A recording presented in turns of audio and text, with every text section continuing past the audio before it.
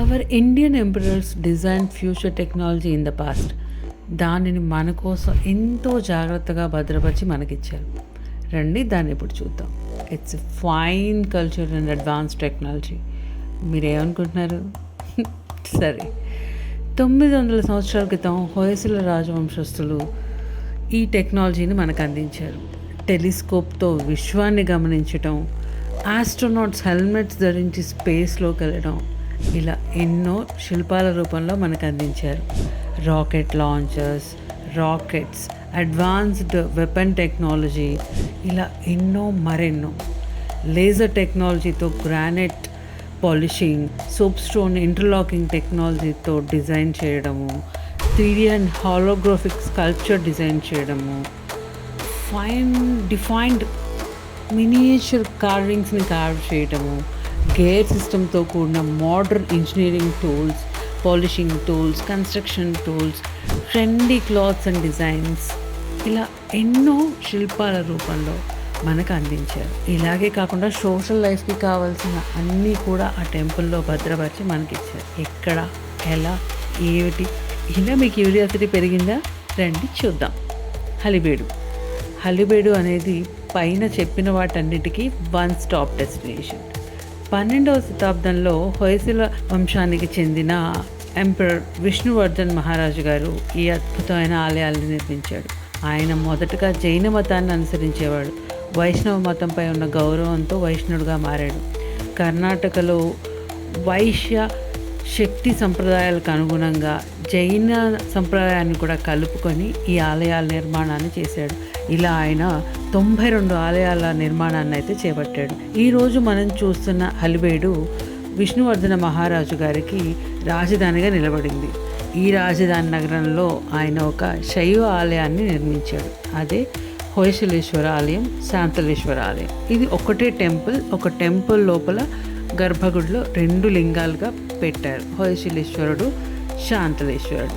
హొయసలేశ్వర ఆలయం ముందు ఉన్న నంది భారతదేశంలో 6వ అతిపెద్ద నంది. శాంతలేశ్వర ఆలయం ముందున్న నంది 7వ అతిపెద్ద నంది. కానీ శాంతలేశ్వర ఆలయం ముందున్న నంది ఆర్నమెంటల్ నందుల్లో మొదటి నంది. అంటే ఆ నంది పైన ఉన్న ఆర్నమెంటల్ క్రాఫ్ట్ కానివ్వండి, మిర్రర్ పాలిషింగ్ కానివ్వండి, అది ఇంకా మరెక్కడా లేదు ప్రపంచంలో అనేది చెప్తూ ఉన్నారు. అది మీరు మిర్రర్ పర్ఫెక్ట్గా ఉన్న ఆ పాలిషింగ్ని అక్కడ చూడొచ్చు. 6th and 7th చెప్తున్నాను. ఫస్ట్ నంది ఏదనుకుంటున్నారా? లేపాక్షిలో ఉందండి. లేపాక్షి నంది భారతదేశంలో ఉన్న అతి పెద్ద నంది. అలాగే హలిబేడు ఆలయం పూర్తిగా సోప్ స్టోన్తో నిర్మించబడింది. ఇంటర్లాకింగ్ ఇంజనీరింగ్ టెక్నాలజీతో నిర్మించారు. మ్యాథమెటికల్ అండ్ జామెట్రికల్ పర్ఫెక్ట్ ప్యాటర్న్స్తో యూనిక్ పిల్లర్స్ డిజైన్ చేశారు. బ్యాంగిల్స్, లోటస్, ఫ్లవర్స్, యానిమల్స్, ఇలా ఎన్నో పర్ఫెక్ట్ ప్యాటర్న్స్ అండ్ మెజర్మెంట్స్తో, పర్ఫెక్ట్ పాలిషింగ్తో, మిర్రర్ ఇమేజ్తో ఉన్న పిల్లర్స్ అద్భుతం అండి.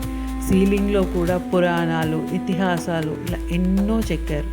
ఈ ఆలయాన్ని ఏ కోణంలో చూసినా ఇప్పటి టెక్నాలజీతో కూడా మళ్ళీ ఇలాంటి ఈ టెంపుల్ అనే కాదు, ఇలాంటి టెంపుల్ని కన్స్ట్రక్ట్ చేయడం అనేది ఇంపాసిబుల్. ఇది ఒక ఓపెన్ ఛాలెంజ్. ఈ శిల్పాలు ఒక్క రోజులో తయారైనవి కాదండి. భారతదేశంలో నలుమూలల నుంచి, జైన సంప్రదాయం నుంచి వచ్చిన శిల్పకారులందరూ 190 సంవత్సరాలు శ్రమ కోర్చి పనిచేశారు. 3 తరాల నాటి హొయసల రాజవంశస్థులు వారిని ప్రోత్సహించి ఈ టెంపుల్ నిర్మాణాన్ని అయితే కొనసాగించారు. అందుకే అండి వరల్డ్ హెరిటేజ్ సెంటర్గా ఈరోజు మన సంస్కృతి సంప్రదాయాలు, మన టెక్నాలజీని ప్రపంచానికి చాట చెప్తుంది. ప్రేమకి ప్రతిరూపం తాజ్మహల్ అంటారు. అది ఇప్పుడు వెలుగులోకి వచ్చింది కాబట్టి దాన్ని చెప్తున్నారేమో. ఇది వెలుగులోకి రాని ప్రేమకి ప్రతిరూపం అండి. విష్ణువర్ధన మహారాజు శాంతలేశ్వరి దేవి పైన ఉన్న ప్రేమతో హొయసలేశ్వర, శాంతలేశ్వర ఆలయాలు నిర్మించారు. ఐ లవ్ యూ అని చెప్తేనే ప్రేమ కాదండి, వారికి ఇష్టమైన పనులని సైలెంట్గా చేసి చూపించిన ప్రేమను వ్యక్తపరచుకోవడం అనేది హిందూ అండ్ ఇండియన్ కల్చర్స్లో ఉన్నది. ఇలా ఈ టెంపుల్ విశేషాలు ఏ యాంగిల్లో చూసినా అద్భుతం, మహాద్భుతం. ఈ టెంపుల్లో పురాణాలు, దేవతల గురించి, నృత్యం, సంగీతం, సామాజిక జీవితం, చరిత్ర ఇలా ఏది వదలకుండా అన్ని శిల్పాల్లో నిగూఢంగా నిక్షిప్తం చేసి మనకి ఇప్పటి వరకు ఉండాలి అని చెప్పి అందించారు. హొయసల రాజవంశానికి చెందిన ఈ ఆలయాలు హళిబీడు, బేలూరు వంటి ప్రసిద్ధమైన ఆలయాలు కాలక్రమంలో సహజంగా నాశనం కాలేదండి. వాటిని ఉద్దేశపూర్వకంగా దాడులు చేసి ధ్వంసం చేయడానికి ప్రయత్నించారు. ఇంత ఫేమస్ టెంపుల్ని ఎవరు ట్రై చేశారు అనుకున్నారా?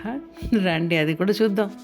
ఢిల్లీ సుల్తాన్ అలావుద్దీన్ ఖిల్జీ, ఆయన సేనాధిపతి మౌలిక్ కాఫూర్ దక్షిణ భారతదేశంపై దాడి చేశారు. అప్పుడు కొంత నశించింది.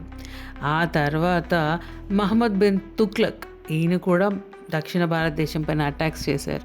ఇలా వరుస దాడుల వల్ల రాజధానిగా ఉంది కాబట్టి హొయసల సామ్రాజ్యం మొత్తం వీక్ అయినప్పుడు ఈ ప్లేస్ కూడా దాడులకి గురై కొంతమేర పాడైపోయింది. కానీ పూర్తిగా ఎవరూ ధ్వంసం చేయలేకపోయారు. ఎందుకంటే సోప్ స్టోన్స్తో, ఇంజనీరింగ్ టెక్నాలజీతో, సిమెంట్ లేకుండా రాళ్ళు ఒకదాంతో ఒకటి బిగుసుకునేలా ఉన్న ఈ నిర్మాణం డెస్ట్రాయ్ చేయడానికి అంత ఈజీగా కాదండి.